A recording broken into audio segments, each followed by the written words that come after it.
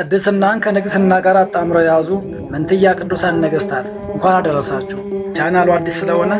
ሁላችሁም ሰብስክራይብ አድርጋችሁ በመጀመር ቪዲዮውን ላይክ በማድረግ ድጋፋችሁን እንድትገልጹልኝ ጠይቃችኋለሁ። ጥቅምት 4 በዚች ቀን ነገስታት ቤተሰቦቻቸው ንጉሥ ኢዛናና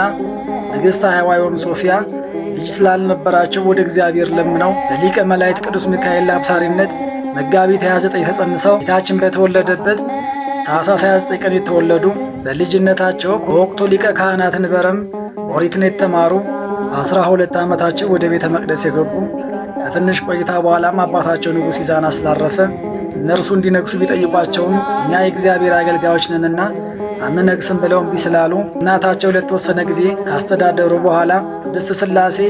ሊቀ መላእክት ቅዱስ ሚካኤልን ወደ ወቅቱ ሊቀ ካህናትን በረም ልኮ በእነርሱ ምክንያት ለሀገሪቱ ታላቅ ጸጋ ይሆናልና የእግዚአብሔር ፈቃድ ስለሆነ ሁለቱም ወንድማማቾች በአንድ ዙፋን ላይ ይንገሱ ብሎ በነገረው መሰረት በ19 ዓመታቸው ኢዛናና ሳይዛና ተብለው ተቀብተው ይነገሱ። ከነገሱ በኋላም ስለ ቀናች ሃይማኖት ሲጠይቁና ሲመራመሩ በወቅቱ ፍሬምናጦስ የበኋላ አቡነ ሰላማን ጠርተው ስለ ክርስቶስ መውረድና መወለድ የተቆጠረው ሱባዔ ያልፎ የለምን ምነው ቀረ ብለው በጠየቁት ጊዜ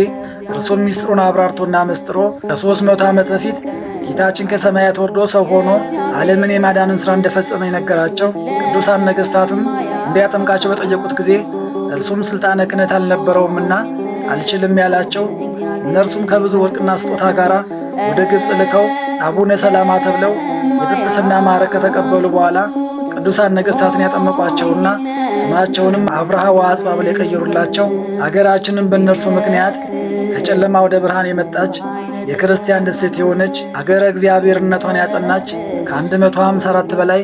አብያተ ክርስቲያናትን በተለያየ ቦታ ያሳነጹ ከእነዚህም ውስጥ አብዛኛዎቹ ተፈልፍለው የተሰሩ ንግስናቸውንም አጠናክረው እስከ የመን ድረስ የገዙና ክርስትናን ያስፋፉ እግዚአብሔርንም ደስ አሰኝተው ቅዱስ አብርሃ በ52 ዓመቱ ቅዱስ አጽብሃ ደግሞ ከ15 ዓመት በኋላ በ67 ዓመቱ በዚች ቀን ጥቅምት 4 ያረፉ እግዚአብሔርም ስለ ቅድስናቸው በመቃብራቸው ላይ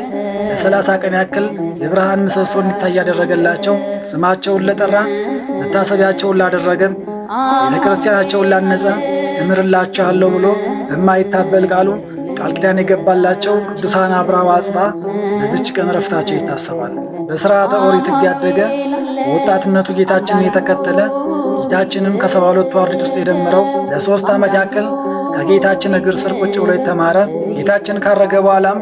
መንፈስ ቅዱስን ተቀብሎ በሶርያ ደማስቆ ከተማ ውስጥ ወንጌልን ያስተማረና በእነርሱም ላይ የመጀመሪያው ጳጳስ ሆኖ የተሾመ ቀድሞውን ሳውል የአሁኑን ቅዱስ ጳውሎስ ብርሃነ ዓለምን አስተምሮ ያጠመቀ በዚህም ምክንያት የቅዱስ ጳውሎስ የንስሐ አባት እየተባለ የሚጠራ በብዙ የዓለማችን ክፍሎች ወንጌልን ያስተማረና ያስፋፋ አሕዛብ ግን በብዙ ያሰቃዩትና